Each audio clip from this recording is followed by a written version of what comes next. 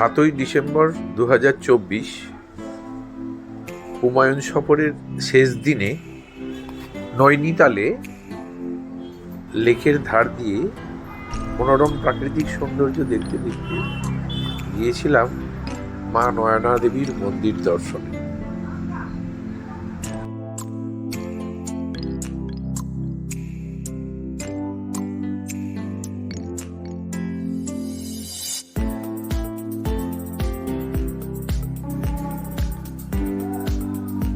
মন্দির চত্বরের পরিচ্ছন্নতা থেকে মুগ্ধ হলাম।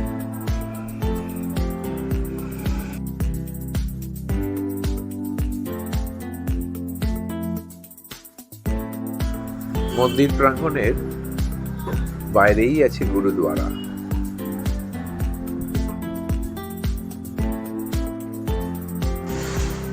পাশেই আছে একটি মসজিদ। এ যেন সর্বধর্ম সমন্বয়ের ভারতীয় ঐতিহ্যের প্রতীক।